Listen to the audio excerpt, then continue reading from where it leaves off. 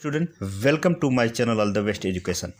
इस वीडियो में UP board परीक्षा 2024 कक्षा 10 में आने वाले विज्ञान के 5 क्वेश्चन ऐसे पढ़ेंगे जो विद्युत धारा से रिलेटेड है, जो 100% वो आएगा।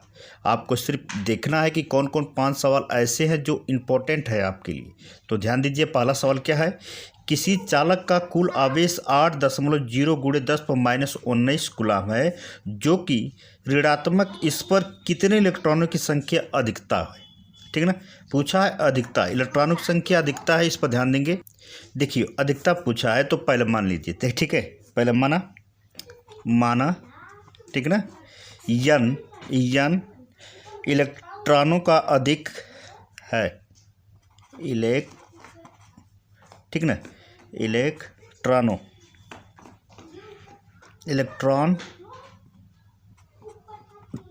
अधिक है, ठीक ना, पूछा है अधिक है, हो गया। तब n बराबर हम लिख सकते हैं, इसका फार्मूला देखिएगा, n बराबर कुल ऋणात्मक आवेश बटा में, इसमें लिखेंगे एक इलेक्ट्रॉन का आवेश, एक इलेक्ट्रॉन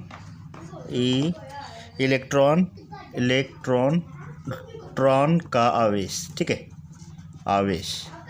ठीक है।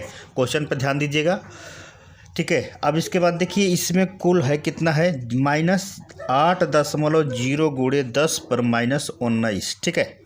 अब बटा में है क्या, तो इलेक्ट्रॉनों के n बराबर होता है, आपको बताए थे फार्मूला में, n बराबर होता है -1.6 × 10⁻19, ठीक है। अब ये लिख लेंगे -1.6 × 10⁻19, ठीक है। अब देखिए,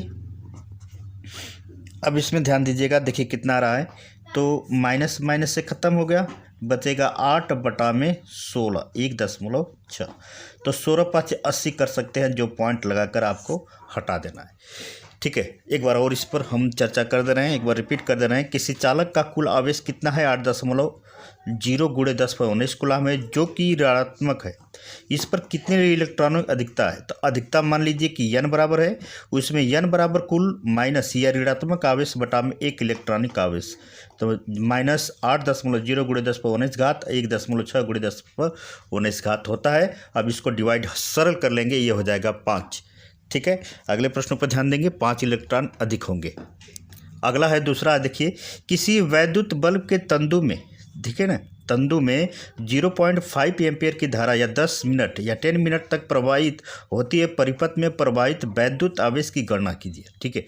बहुत इंपॉर्टेंट सवाल है, इसकी गणना कैसे करेंगे। देखिए धारा है, आपको ज्ञात है धारा कितना दिया है, धारा दिया है 0.5 एम्पीयर, ठीक ना। और इसके बाद फिर क्या है, समय जो है, समय बराबर कितना दिया है, 10 मिनट, ठीक है। समय को सेकेंड में चेंज कर लीजिए, जब से सेकंड में चेंज करेंगे 60 का गुणा कर लेंगे, ये हो जाएगा 600 सेकंड, ठीक है। अब इसके बाद विद्युत धारा बराबर क्या होता है, फार्मूला जानते हैं, विद्युत धारा बराबर होता है, अब ये होता है इसका फार्मूला आवेश बटा में समय, ठीक है। तो आपको क्या करना है, ध्यान दीजिएगा, आपको क्या करना है, तो आवेश पूछा है, इसमें आवेश पर ध्यान देंगे, तो आवेश बराबर क्या होता है, धारा गुणे समय, ठीक है। एक ही फार्मूला है, उस पर हम सरल कर लेंगे, धारा गुणे समय। तो धारा कितना दिया है, धारा 0.5 दिया है, गुणे समय दिया है 600 सेकेंड। अब इसको हम सरल करेंगे, जब आप सरल करेंगे तो 300 कूलाम, ठीक ना, कूलाम लिखना जरूरी है मेरे प्यारे बच्चों, कूलाम बहुत इंपॉर्टेंट है। जितने हम सवाल बताएंगे 5 सब इम्पॉर्टेंट है। अगर वीडियो अच्छा लगे तो लाइक जरूर करिए, कमेंट भी करिएगा, ठीक है। अब देखिए इसमें कूलाम लिख दी, सवाल सिंपल है, सिर्फ इसमें आवेश पूछा है, तो आवेश बराबर धारा गुणे समय, इसमें समय जो है 10 मिनट दिया है, इसको हम चेंज कर लेंगे, 600 सेकंड हो जाएगा 60 का गुणा कर, और इसमें धारा में और इस समय में इसका मल्टीप्लाई कर लेंगे, जितना आएगा कूलाम हो जाएगा, 6×5 = 300 कूलाम हो जाएगा। अगले प्रश्नों पर ध्यान देंगे। अगला ध्यान दीजिए, एक चालक पर सामान्य अवस्था से 5 इलेक्ट्रॉन अधिक है, चालक पर आवेश की मात्रा बताइए। सिंपल है, इसको समझिए, देखिए किस तरह इसको किया जा रहा है।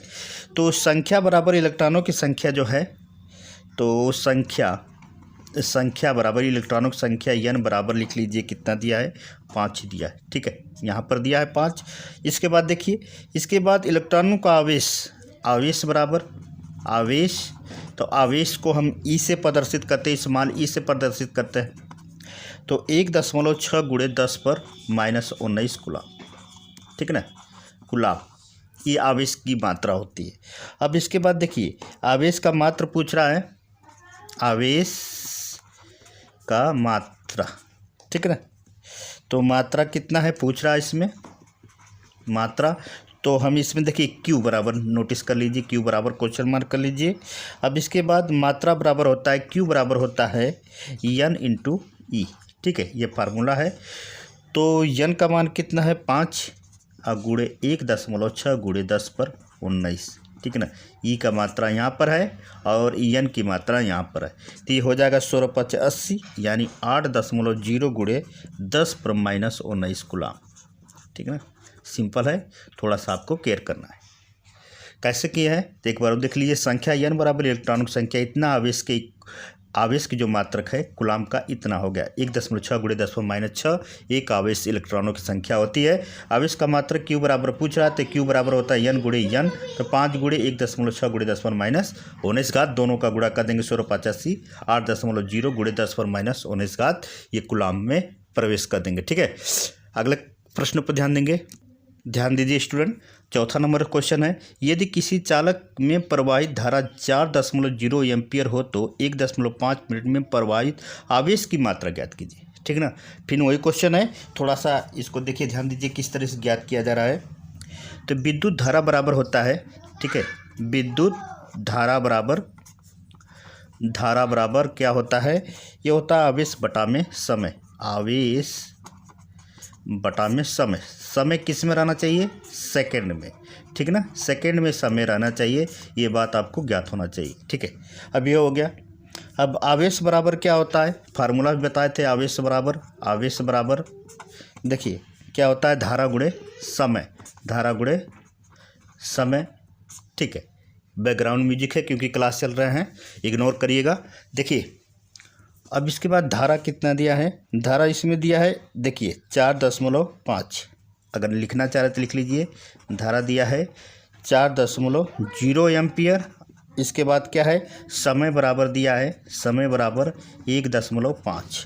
ठीक है, तो 1.5 में आपको 60 का गुणा कर देना है, ये कितना होगा 15×6 = 90 सेकेंड हो गया, क्योंकि सेकेंड में ही रखना है आपको।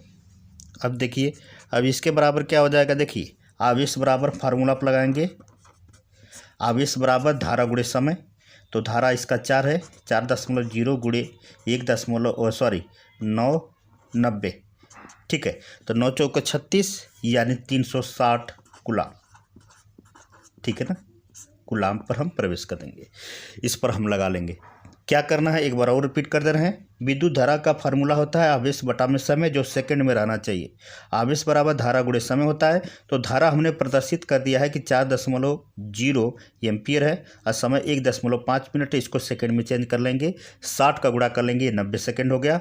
अब आवेश का फार्मूला ये वाला लगा लेंगे, 4 गुणे 90 गुणा करेंगे, 4 9 36, 360 कूलम लिख लेंगे।